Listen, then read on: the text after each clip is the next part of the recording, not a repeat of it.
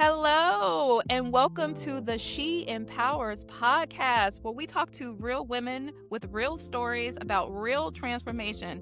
We talk about the real, the raw, and the rise. And I am so excited about today's guest, you guys. As you know, I'm always stalking people on social media, looking for the next most amazing guest to bring to you guys. And that is when I stumbled upon Maryam Mehrtash. I found her when I was looking for someone who could talk about leadership, being a mom, and just the duality of life. And she was so powerful. Just her initial LinkedIn post, you guys. But then I stumbled upon This Is Not a Memo. This is her Substack. And that is when I was just like, I'm about to shoot my shot. I'm about to see if she will sit on this podcast, because I was overwhelmed with just the knowledge and the wisdom and the transparency. So, Maryam, welcome to the podcast. Welcome to the show. Thank you so much for having me. I'm so excited to be here and to be part of, this world that you're creating in this community. And thank you for bringing me along on your journey for your first season.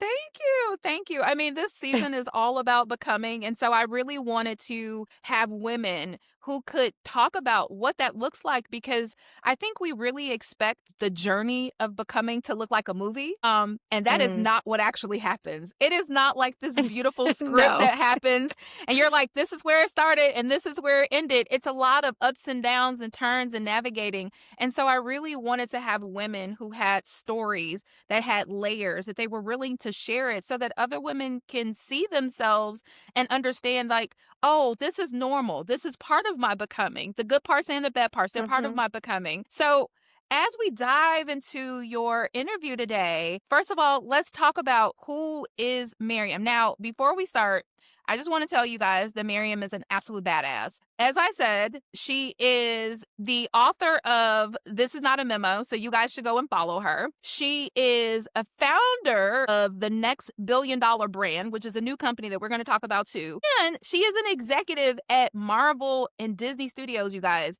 Like, I don't even know how many hours she has in her day, but I need to understand what's happening because this is doing all of the things. So those are her credentials. But tell us who you are, Maryam. Thank you. Thank you.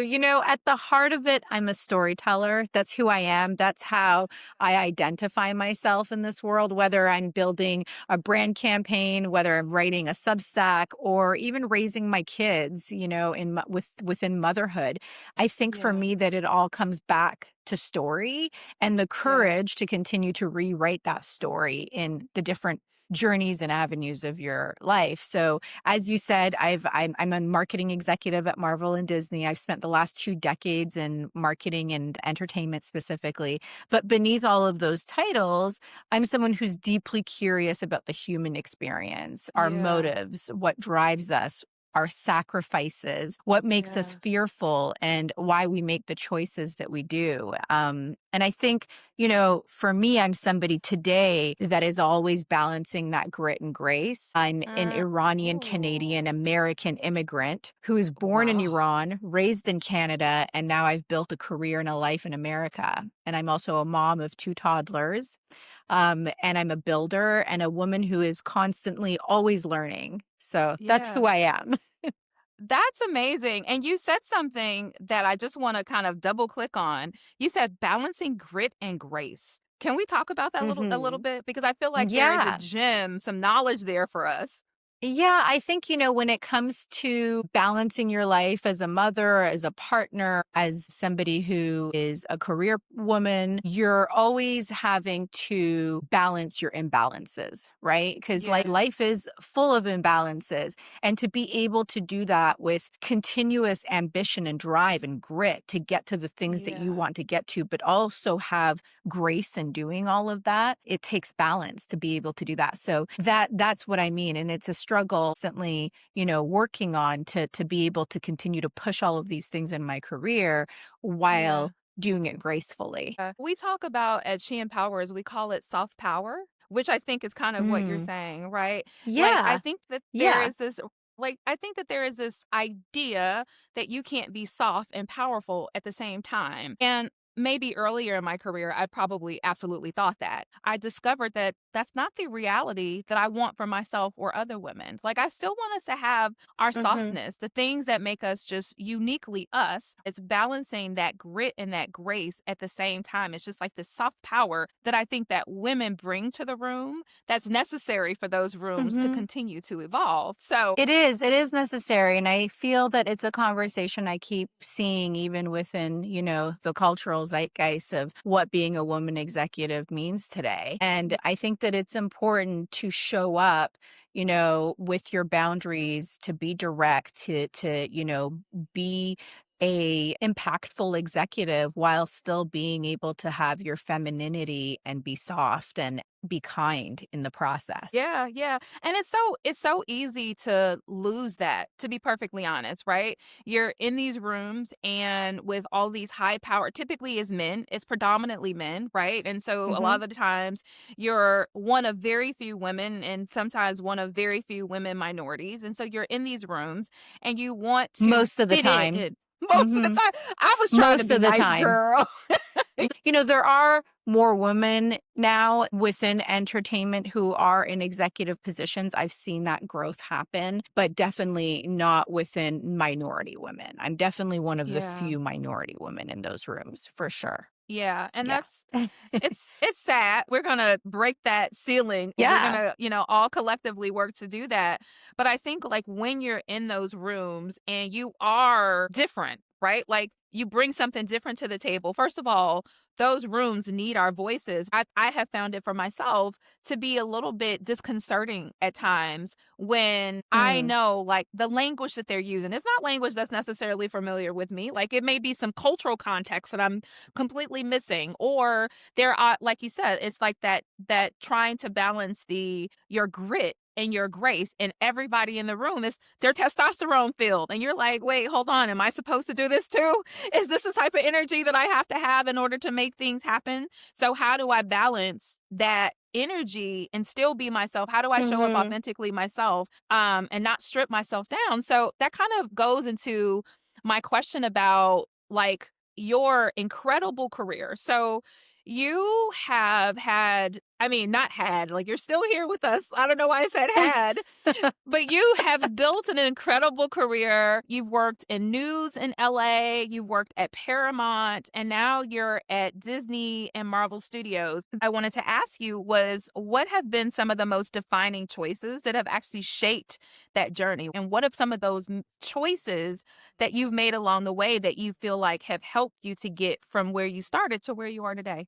Yeah, I think for me, every defining moment in my career came from a decision that absolutely scared me. Saying yes to opportunities when I didn't even necessarily know how to do the job, saying yes before I was ready. And I think so often as women, we really downplay our skills and our Yeah. knowledge, and there's a lot of imposter syndrome. And I think that for me, when opportunities came up and I went for it, I may have not known all the answers. I may have not checked all of the boxes for that job description, right, for that role, but I went for it anyways. And I think Yeah. those were the defining moments for me in my career. And within hiring in general, my experience is mostly within the entertainment and Yeah. marketing industry. Hiring managers and recruiters, when they get their checklist of who they're looking for a job, they want to make sure they're checking the boxes. Did they go to the right school? Do they have the exact number of years of experience? Yes. And I think that it's such a disservice to not Mhm. only the company itself, but also to, the talent that's out there. Because I have to tell you, every opportunity that came my way or that I went after didn't come from me applying for a role. It came from hustling. It came from hunger. It came from passion. It was, really refusing to take no for an answer sometimes, being resourceful, networking, and Yeah. finding a path. And I think that, sometimes that's what you need to do as a woman, as a minority woman, to really get Yeah. ahead in these spaces that are dominated for people who don't look like you. And Yeah. I always knew I wanted to work in entertainment since I was a little girl. I Yeah. think, I shared with you that my grandmother was an Iranian Kurdish singer and actress in Iran pre Iranian Revolution. So I was introduced to entertainment at a very young age, and I knew that Hollywood was my North Star, and I just relentlessly figured out a way to, get there. Yeah, that's wonderful. I mean, and it's clear that that relentless nature, that resiliency has really guided you. But you said something in your response that I think is also super important is that you weren't always ready for those opportunities when they came. Like maybe Mhm. you didn't have everything on the list. So, can you talk to us a little bit about how did you navigate those spaces? People wouldn't necessarily think that when they see how successful you are. No, I think it's about being incredibly curious. I said that for me, one of the things that drives me is that I'm incredibly curious about the human experience, but also just about different aspects of our world that I may not know about.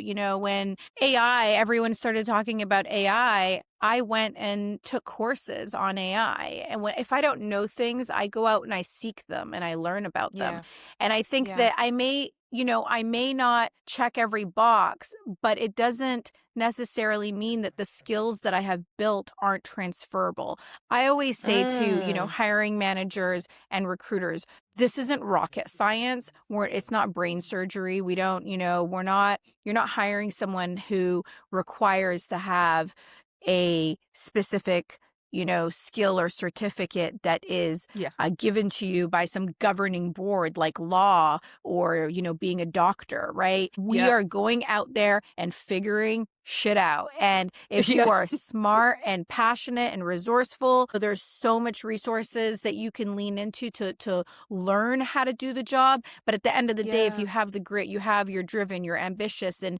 you are yeah. passionate about, whatever you're applying for, I wish that more hiring managers and recruiters were open to seeing that there are some skills that are transferable. If I'm doing marketing, and I'm working with brands and I'm going to go do marketing at a studio, those skills, Uh-huh. marketing is marketing, right? You may have to Yeah, learn about the totally. industry, but would you rather hire someone who knows about the industry for 15 or 20 years and Mm, they're not like super passionate or great at their job? right. Or would you hire somebody who was killing it in another industry, doing the same skills and giving them the grace, the 6 months or 12 months that it's going to take them to learn about the industry? Yes. And for me, I would always hire someone who has hunger and passion and who is trainable and coachable versus someone who may know more about the industry but doesn't have that same grit or passion.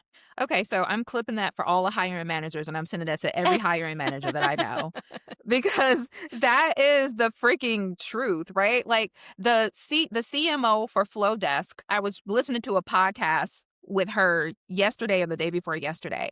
She was actually early in her career, she was a photographer for 8 years. Had never been in marketing. She was a freaking photographer, right? And so but because Flowdesk their customer base is entrepreneurs and she was also an entrepreneur. Like she has a passion for supporting entrepreneurs, right? So that's kind of like what you were saying, like that transferable skill. She sat in Mhm. she sat in their seat.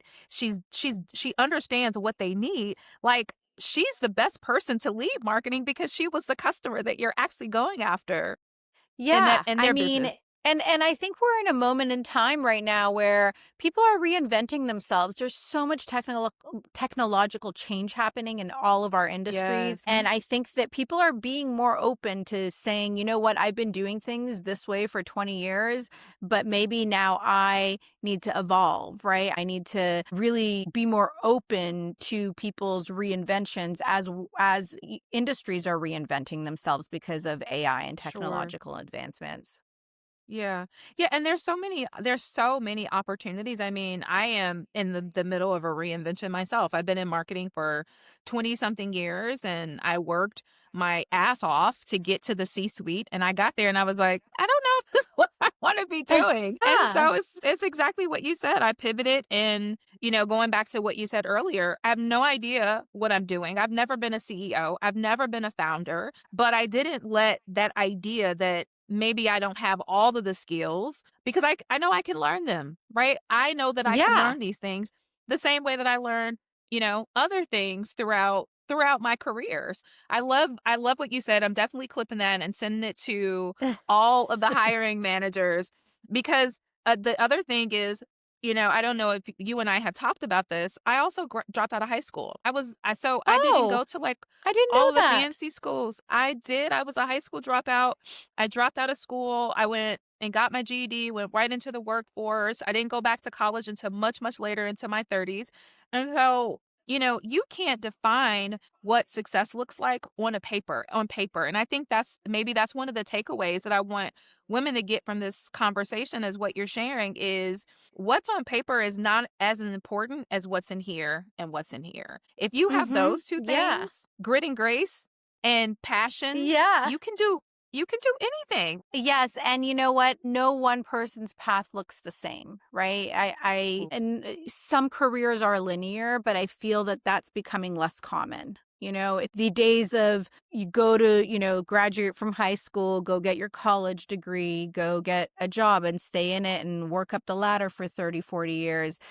Those days don't exist anymore. I mean, there are some boomers right now that are still in their jobs, especially within larger corporations, and they've Yeah. been there. So, I'm at Disney. Some people at Disney have been there for 20, 30 years, but I don't know if that's going to continue to be a trend that, this linear path of what does my career look like and do I again check all the boxes? I think that people are reinventing themselves and taking, different paths that may have not previously for them been so visible because of all the opportunities that are now out there in the world. Yeah, I mean, and speaking of not linear and non-traditional, like even your journey from Iran to Canada, from Canada to the US was nothing Yeah. close to traditional or linear. Let's get into that a little bit because you Yeah, yeah, have yeah, yeah. such a layered but beautiful story. So can we like learn a little bit more about how your family actually got to North America? Yeah, sure. So,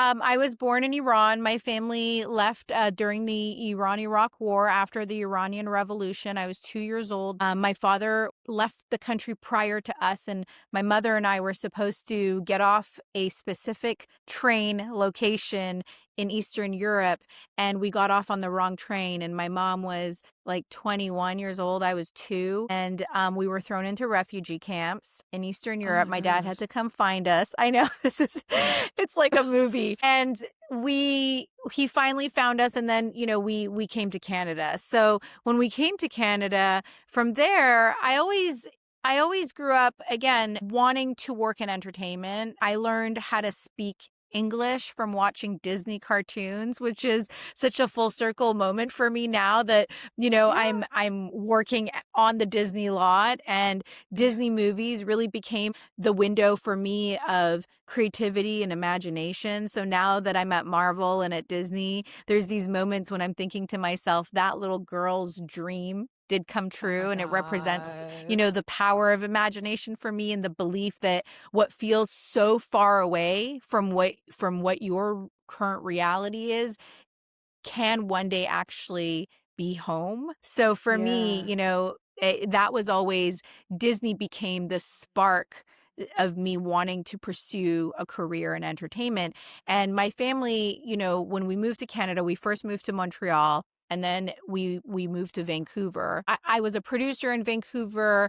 I worked at some marketing agencies and production houses, but I had hit a ceiling in terms of really making it to the big leagues and working for a major studio or network, which is what I wanted Mhm. to do. So I left Canada 12 years ago, which was one of the biggest turning points in my life. I didn't have a job. I didn't have a green card. I didn't have a car. I had no connections in LA or a safety net. And I just picked up and I came to LA 12 years ago. Everyone told me I was crazy, but I just knew within myself, I just Yeah. knew, within myself that this move was going to change everything for me. And it was Yeah. hard. It was really hard, especially those early days. But Yeah. something within me gave me the courage to continue to move through that uncertainty with faith that there is this future self, right, on my vision board of where Yeah. I wanted my life to go. So I took a Yeah. leap of faith, and the one thing I learned is that no one's coming to save you. You Ooh. know, you need to learn how to survive. And the thing that I learned is that you can survive anything. And Yes. that was a major, major, milestone, pivotal moment for me in my life, making that decision and just moving to LA to do it. That is amazing. I love that you said, "No one is coming to save you." Say that again for the people in the back that didn't hear it the first time you said it, because baby, that is so freaking true, and I think, you know, I hate to say it, as society teaches women that, like, all you need to do is get married and everything will be great. Your husband will fix it all. Uh-huh. We're like, "Oh, no, it's not how this works at all."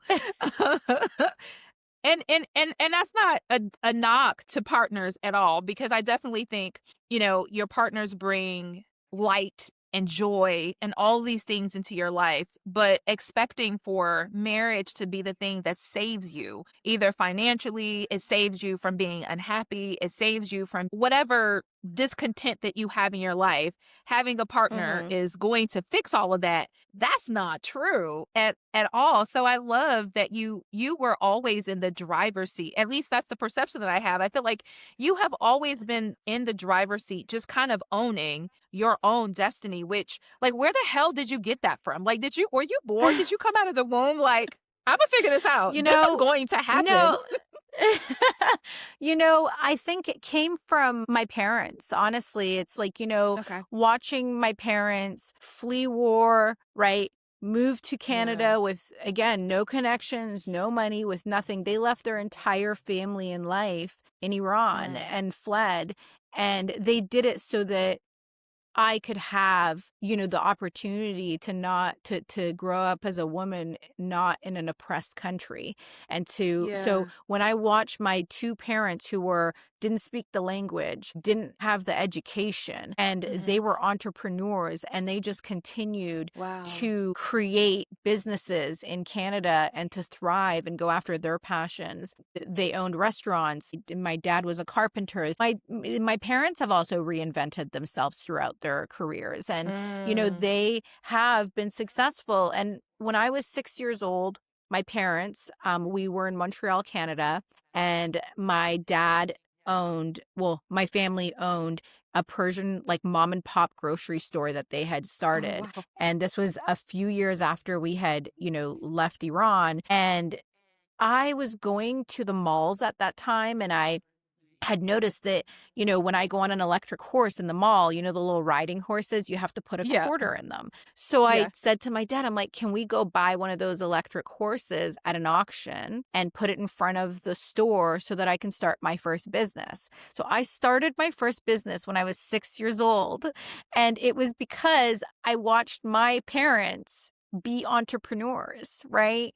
And so we went to an auction. My dad put up the capital and, like, bought me this electric horse. We put it in front of the store, and when kids would come to my parents' grocery store, I would follow them inside and I would say, "Excuse me, while you're I started listen, I started doing sales at 6, okay?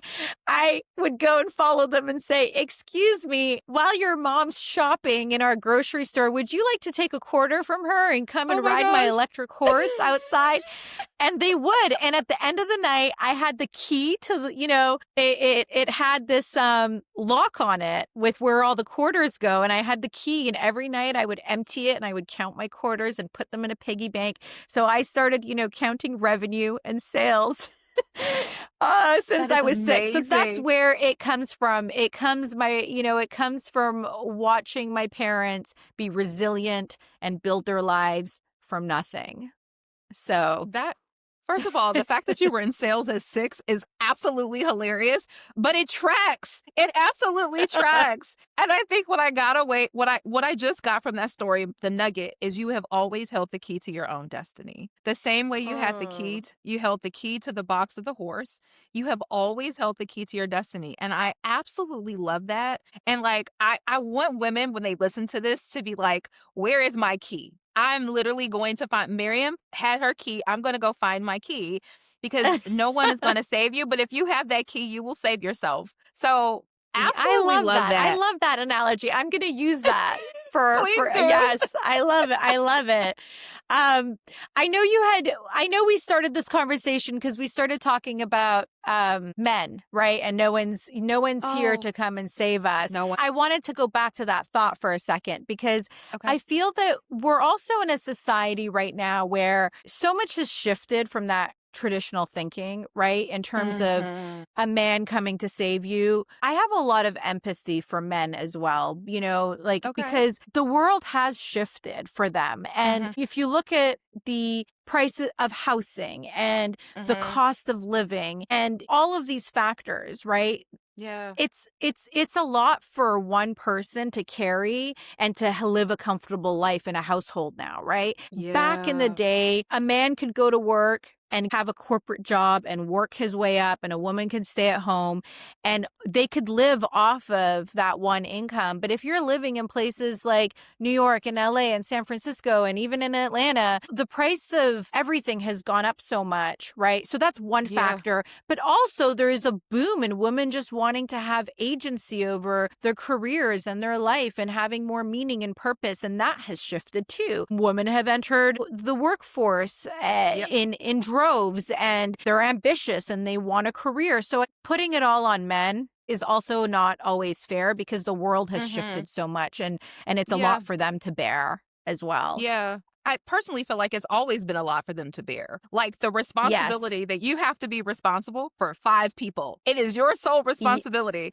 And if something yeah. happens, it's your fault, right? It's like, wait, aren't we partners? Like this is supposed to be both of our responsibility. I'm glad that you said that because as things have shifted for us, they've also shifted for men as well. And I'm not a man, so Yeah. I'm not about to get on my pedestal, but I can't No. imagine the identity shift that is happening for men as well as women step into positions of power and autonomy and their own decision making and their own full agency, and men who have been told that as a man this is who you have to be your whole entire life, and now that that has changed, what does it actually do to the dynamics of the relationship? What does it do to men's psyche? Like I feel like there's a there, so maybe in the next episode, another episode, I'll have a I psychiatrist, but know. I'm like, I feel like that's a whole nother episode. You're yeah, seeing men feel this pressure of finding their way through yeah. now, this dual identity. And I think for so long, and I've talked about this in one of my substacks, for so long, women who are at home, we have developed all these skills of multitasking and problem solving Mm, and being resilient with our children and how we run our home. And those skills have been sure. transferable for us in the workplace, even if Yep. some people don't want to look at it that way, right? But as men, they would go to work and they would come home and they provide, and that's what made them feel like a man, right? And Yeah. now that the woman is doing both, and that's also not sustainable, right? We're now Right. still running the household in a lot of couples, right? That Yeah. both the man and the woman are working. I'm seeing Yeah. that the women are still the people who are organizing the play dates and Yep. the birthday parties and the community events with the school, and you're still Hmm. buying the kids their clothes, making sure everyone is fine for breakfast, lunch, and dinner. You're Yeah. still doing all of that, and you're Yeah. working, And your right? work. Yeah. Yeah. And your work, right? Hmm. So yeah, times have shifted. Times have Yeah. shifted. And we are living in the shift, right? Because things have still not settled. They're still shifting, not Mm-hmm. shifted. They're shifting, right? And Yes. so we still have to figure out a way to endure gracefully through these. And I think too, this is the last thing I'll say on this subject. And this is also like, if I could be perfectly honest, like even a reminder for me. So I'm so glad that this came up, is to extend each other grace because we're Mm-hmm. still learning what these roles mean in the full construct of society as things have changed, right? Technology has shifted so many things for us. There's so many different opportunities for everyone, but it definitely shifts the paradigm of what family or marriage or relationships are supposed to look like. And the only way we're actually going to survive is to be graceful and patient and loving with each other. So That's me on my Mhm. soapbox, and I'm a Yeah. I love it. I love it. So speaking of relationships, you talked about how you had been with your spouse for 18, you guys have been together for 18 years, but you were Mhm. like non-traditional in here too. Like, listen, the girl has the key. That is the name of the episode, The Girl with the Key, because Maryam is like, listen, I am going to make the decision that's going to get me to where I need to be. So talk to us. I want you to tell the story because nobody's going to tell your story better than you. The trajectory of your relationship and the Yeah. decisions that you made that made sense for you that maybe other women may not have made. Yeah, I think, for me, I've always known that the conventional path wasn't mine, right? The Yeah. get married, have kids, like it just wasn't for me. And I have been with my partner for 18 years. And for so many years, because we decided to have children later in our relationship and we Mm. didn't have a traditional marriage, like he is my husband on paper, but it wasn't this active choice that I wanted to get married and that was like the goal for me. Yeah. I think that there's Mhm. so much noise about what Mhm. women should do by a certain age, the career, the Yeah. marriage, the kids. And for me, Yeah. I wanted to build a life that felt that it was in alignment with my vision and our vision as a couple. Yeah. And I it was always important for me to find my own path before bringing another human into this world. The world, it's hard. Life is hard, right? Yeah. I Mhm. didn't want to bring a child into the equation of our partnership until both of us felt secure. And you never feel secure, right? I mean, Yeah. Yeah. the world is always shifting and you're always, navigating some type of, challenge or insecurity in the world. But what I mean by Mhm. that is that I was secure within Right. myself that I knew what path I was on and my partner was, on his path. And for us, having that agency and that choice Mhm. was important because I was always driven. I always wanted to go after my career and it was important for me. And I wanted to feel that my career was in a place that I felt good about before I had kids. And I want to model that for my children. And this, again, may Yeah. not be, the path for everybody, but that was what was important for me. And that's why, even though I've been with my husband for 18 years, we had kids later and we focused on ourselves Yeah. before we focused on building a family. Yeah. And so would you say that you had pressure, either from society or cultural pressure, to get married soon or to have children soon? And if so, like, because I think, as you mentioned, like a lot of us, it doesn't matter where you're from, have the pressure to get married, have babies, right? And if you don't, something's wrong. And so did you have that pressure? And if so, like, how did you and your partner, then your husband, deal with it as you kind of worked on getting to the life and creating the security and the safety that you both desired? Yeah, look, I think, of course, everybody always has pressure, but I didn't care about what other people think, to be honest. Yeah, I it's didn't true. care. I didn't. I would walk into meetings without a ring on my finger and people would be like, "Oh, you've been with your husband for, he wasn't my husband then, but you've been with your partner for 10 years and you guys aren't married? Like why? Something must be Yeah. wrong." And it was, other Mm. people's own projections and judgments that they would put on our relationship.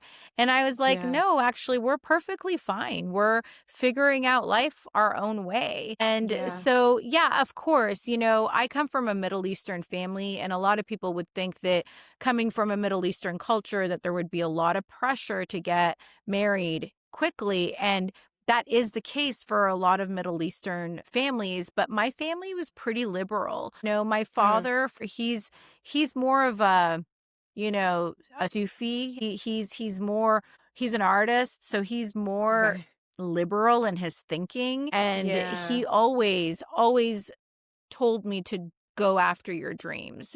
Be Yeah. happy, do what you want to Mm. do. And I'm so grateful for that because a lot of Iranian fathers aren't like that. Yeah. And the pressure within the community is to get married young. But I just didn't listen to that noise. I was like, I'm going to do what's right for me. And this is what was right for me. So, Yeah, and I yeah. I love that. I know that I've been in long-term relationships before, and I can honestly say probably some of the pressure for the previous relationships not being successful is the pressure of the outside world putting on your relationship to be like if there's something wrong with you if you're not married, right? And so then you start Mhm. pressuring your partner and it starts causing conflict.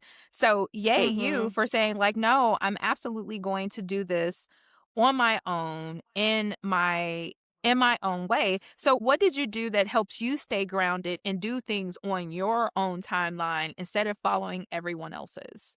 I just listen to my own intuition. I think that, at the end of the day, your body is a signal to know what's right for you. And I think Mm. so many people don't listen to their signals their body is giving them. And for me, my gut reaction and knowing what's right for me always comes from signals of how my body is feeling. And that's an instinct Yeah. that I've always had. It's interesting because when people would bring it up, I would say to them, which is what I'm going to say to you, is that because Dom and I have been together for a really long time, people would always say, like, how have you guys made it work for so many years? And Mm. you've lived in different countries, we've done long distance, and our partnership hasn't been perfect like nobody's is. And we've worked through a lot of challenges. But I think that, for us, is that we made sure we were individuals before we were Mhm. partners. And again, Mm. I don't think that you can have a happy partnership for a long time without knowing who you are outside of that relationship. And even though we have been Oh. together for 18 years, it was so Mhm. important for both of us to really know who we were as individuals. And we built a life together in partnership, in parallel, supporting each other's careers and dreams. And that's what felt right to us. So when the noise came, the pressure came, my answer would be that we're building together in parallel, right? Oh my And gosh. me going and blowing $200,000 on a wedding right now is not part of my prioritization in my life, and just so that I Yeah. can, make other people happy. Because at the end of the day, when you act from a place of pressure and you don't have the Mhm. courage to act from a place of your own internal signals, you're acting from a place that's going to cause you potential resentment, right? And Yeah. for me, I was very aware of that I needed to just do things my way and listen to my body and my intuition to let the noise and what other people thought, project onto me. Yeah. Oh my gosh, you just said, like, so much, and I'm like, "Where do I even dig right now?" Like, gosh, that was so good. Like, from trusting your gut to, like, the lesson about the importance of your own individuality. Like, I absolutely love how you said especially for, like, maybe some of our younger listeners who are, on the hunt for love and they haven't gotten to, like, the marriage part of their life. Hey, I concur 1000%. You have to know who you are. If both partners are not confident in themselves, don't know and understand themselves, what makes them tick, what makes them happy, what sets them off, what their triggers are, what their traumas are, you will not have a healthy relationship. I do not care what anybody says. That is 1000% true. So like thank you so much for saying that because I think that's one of the things that sometimes people miss. I think we talked about that earlier. Is like I'll be better when. It's like, no, actually, you won't be Mhm. better when. What will happen is it will expose what you didn't deal with when you were by yourself. So deal with it so that you can Yeah. have this Yeah. healthy, happy partnership. Yeah. Yeah. So now you're a mom. You have two young school aged. Are both of your children girls? You have two They're girls? No, I have a 3-year-old boy and a 5-year-old girl. So they're one's in preschool and one just started kindergarten. Okay, awesome. So you're over here giving all of the gems on what it is to like to be a leader, right? But how does all of this transfer to motherhood? Like all of these things about autonomy and choice and decision making and learning to trust your gut and respecting your own individuality and really honoring you. How does that translate to how you parent your children in motherhood?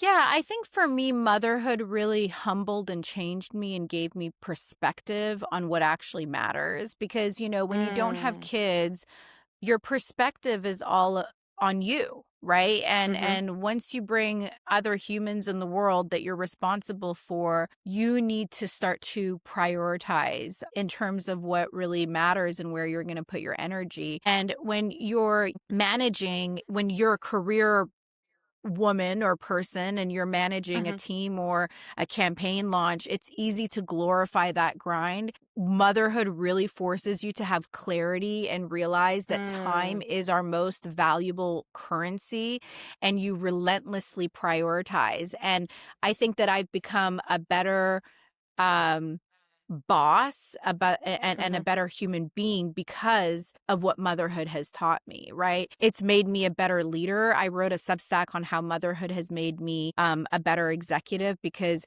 there is that softness that motherhood brings, to you Yeah. naturally, that then you can implement to be. You can still be, a direct leader, but to bring in what we were talking about, a bit of that softness to leadership. So from, Yeah. transferring that from motherhood to the boardroom is one thing, but then also motherhood teaches you to be a natural operator, because like I had said, mothers are Mm. managing chaos, right? But with empathy, with Yeah. precision. Or, Yeah. for us, when we're going into transferring that into the workforce, we're making sure that every minute is counting, right? Is that Yeah. we're making Mhm. impact, because we're managing and juggling so much in our lives right now. And I think that companies would actually be far more effective if they treated motherhood as an executive training ground, honestly. Like, and that's what I said in my Substack about this, that when we go on maternity leave or we take a career pause, right, which has become really popular.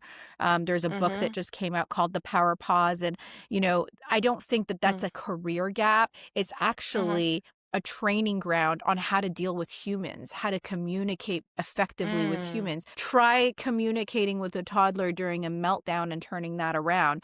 Those are skills, honestly.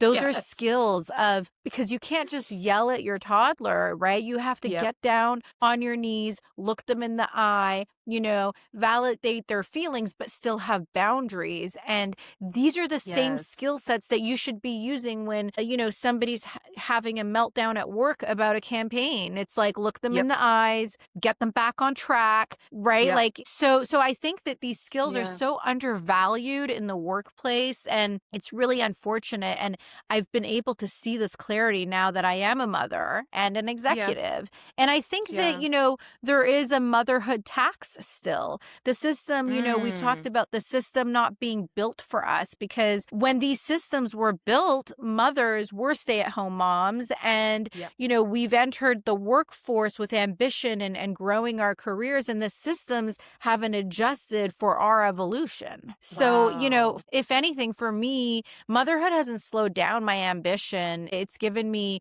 more purpose to go after my dreams so that I can show my children what it looks like to go after theirs.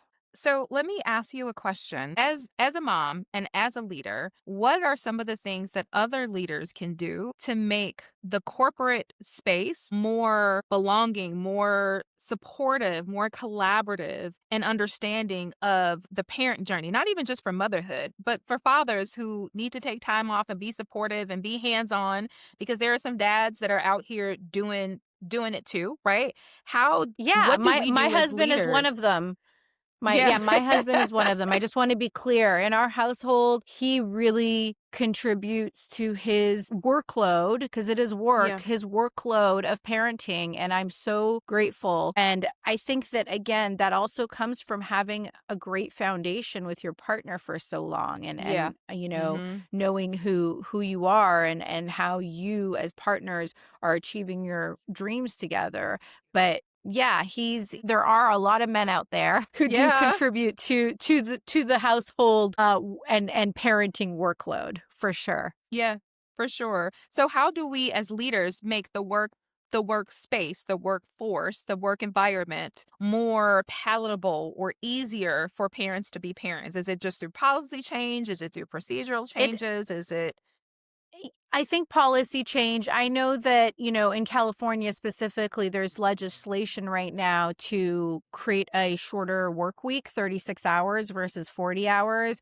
I think that, Wow. the times have changed because even a 40-hour work week for most executives is not a 40-hour work week. When I was running a Mhm. team at Paramount, I had a team on the West Coast and a team on the East Coast. You better believe I was getting up at 6 in the morning, right? West Coast time to 200 Mhm. emails before 9 o'clock hits, right? Y I'm answering emails while I'm making coffee. I'm answering emails while I'm getting ready. I'm taking phone calls while I'm driving my kids somewhere, right? Like those hours aren't counted in your 40 Yeah. hours, but you're still working. Right. When I'm on Zoom calls and in meetings all day and my day ends at 5 and I have to leave to go, pick up my kids and then do dinner and bath time and all of that at 8 or 9 o'clock when my kids are asleep, I have to go back to doing emails. Those Yeah. hours aren't getting counted, right? So Mhm. I think this notion of having to live in this, technological world where we have Slack, we have WhatsApp, we have text message, we have emails, we're constantly Mhm. being bombarded, but we're also Yeah. trying to be a parent and be a partner and be in the office from 9 to 5. It's just not sustainable, right? Yeah. And so Yeah. I think when these rules were made that 40-hour work weeks meant that you need to be in an office from 9 to 5, it doesn't Right. map itself to how our lives have shifted. So I Right. believe the change is, and it's going to take time, as all these things do, is that we need to be more flexible in these in what our shifts actually look like, right? How Mhm. are we Mhm. calculating those 40 hours? And I think if I'm Yeah. answering emails from 6 to 9 a.m. before I even get into the office and I've already answered 50 emails on my phone, then Yeah. that should count for something, you know? Yeah. And so I Absolutely. think the only way to support this new evolution of parenting and balancing, your career is by the systems shifting in how we calculate time spent at work. Yeah. That's good. And I don't even think I ever thought about it. So you said it so eloquently is before many, many moons ago, we would just be going into the office and you're done. But the work is starting before you're there and long after you've gone. You can't really escape it because of technology. So I think that, the policy is one of the things. I think that the leadership also needs to be able to enforce asynchronous work to give people a little bit more flexibility. But then in your Substack, you wrote an article about the 9 tiny habits that build trust and protect your time. And I'll just list a couple of them. Is to Yeah. also, as we're working in this still 40-hour week where we're available all the time, is it's partially on us to have boundaries and to set boundaries. And one of the Mhm. things you say is stop saying I'm available anytime. Okay, so Yes. thank you for saying that Yes. because Yeah, yeah, no, it's true. I mean, and that's what I mean is that I think that there is this, people are getting burnt out, right? It's just not yeah. sustainable. And I think Mhm. part of who that article speaks to are the people who feel that they need to say yes to everything to continue, Mhm. to move up the ladder in their career. Yep. And I think you Yeah. need to be selective about what you say yes to, right? I think you Yes. need to look at the impact, right? Is your yes, how big is the impact? Because we all have so many hours in a day, and you do Yeah. have to have boundaries. And, making these tiny shifts in language and how you communicate, you can still be a boss and protect your time and be respectful and put boundaries. Because at the end of the day, if a company's paying you 40 hours for your work week, put boundaries around what those 40 hours look like for you, right? And sometimes, of Mm. course, it's going to be hard. If you have a project due or a deadline and you're going to have to work late, or, you have to take a phone call because of different time zones, sure, you make exceptions. We all do it. But Sure. There's these daily shifts, these tiny daily shifts that we can make so that we're just not accessible 24/7. And I think All the that's part of the time. shift that we can make for ourselves It's and so having hard. agency to do it. It is hard. Yeah, but I think it's necessary. I'm gonna link this in the show notes. So if you're listening to this podcast, look at the show notes. It's a great article because it just reminds you that you have agency, but it's also up to us to have boundaries with our jobs and not to fear. Like if I am doing my Mhm. 40 hours of work or my 50 or 60 hours of work, I should, well, I work for myself, so I'm definitely doing more than 40 hours right now. But definitely to be in a place where you feel confident to say, like, yeah, I'm definitely showing up every day. But these are the things that I need in order to continue to show up. Because if you're burnt out, I guarantee you're not delivering your best work. I know we're running out of time. I also wanted to just talk about the balance and the opportunity cost and choices, because I think that's an Yes. important conversation tied to all of this. And I Yeah. was listening actually to a clip of Shonda Rhimes yesterday. She was giving a speech, a graduation speech, and she was saying that people always ask her, how does she do it all? And the answer is she doesn't, because something's got to give. And Mm. I think that really reminded me of the conversation you and I had in prep for this interview, that Yeah. life and motherhood and these boundaries, it's all about choice and Yeah. prioritization, right? It's about really owning your choices in terms of what sacrifices you're willing to give up for what, right? There's an opportunity Mm. cost Yep. associated to every decision we make, even Mm. in our daily lives, whether that's being a mother, an executive, a wife, something will always have to give. If you're working overtime, right, and you're Yep. killing it at your job, then you're probably missing moments at home, right? That you're Yeah. not with your Yeah. kids. And I'm definitely guilty of that. I am juggling a lot of things. At the beginning of this podcast, you said, when do you sleep? Right? I'm Yeah. constantly negotiating the Hmm. opportunity cost of my own decisions on a daily basis. Am I going Oh. to write that Substack tonight, or I'm going to go read a book and put my daughter to bed? These are choices that Mm. I have to make, Yeah. to be able Yeah. to do it all, because you really Sure. can't do it all. Right. Yeah. And for me, and I said something earlier, is that you have to find your balance in the imbalance of what works for you and your family. Yes. And I think what's empowering is that knowing that you have choice, right? And in what works Yeah. for you. And my Yeah. choice may not be the right for everybody listening to this podcast, right? Some people may not want to have the career, and that's totally okay. Some people Yep. may want to leave their CMO job and be a stay-at-home mom and take a power Yep. pause. That's Yeah. okay, right? Mhm. But the power is knowing that you have choice, and in that choice comes a cost and Yep. sacrifices. Yeah.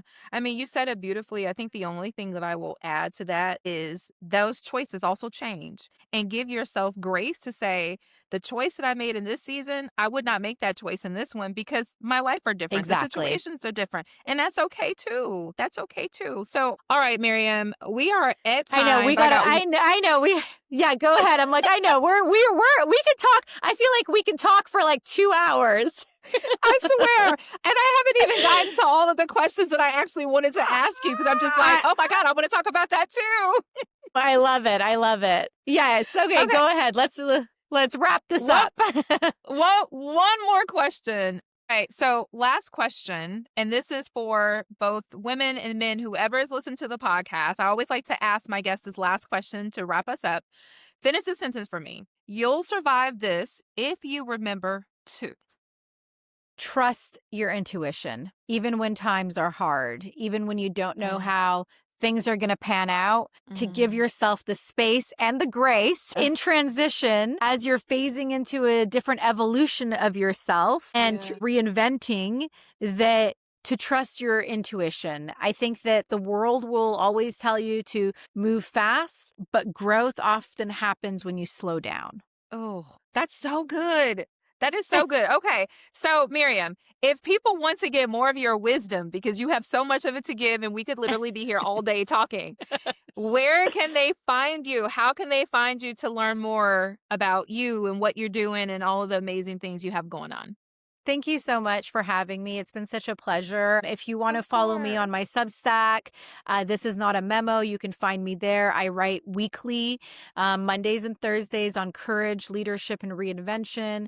I'm also on Instagram. It's just my name at Maryam Mehrtash. You can also find me on LinkedIn if you want to connect with me on the business side. And then Next Billion Dollar Brand, we just launched our wait list for our education platform. So you can also, join our wait list on the Next Billion Dollar Brand. Awesome. I will be linking all of those in the show notes so that you can follow Maryam, because I just think that she's a powerhouse and she has so much to offer all of us personally and Thank professionally. So you. thank you so much for joining us. This Thank you so wraps much our for having me. episode. Of course. It was my Such absolute a pleasure. pleasure. It was great. So I hope you guys got as much out of this as I do. I got the key. I'm trusting my gut, and I am thinking about all of my choices. And I hope that you guys will join us on the wait list. Join us. Go to www.sheempowers.com. You can join the wait list so that you can learn more about what we're doing in our platform that will be launching early in 2026. And with that, I bid you goodbye. Thank you guys. Bye. Thank you.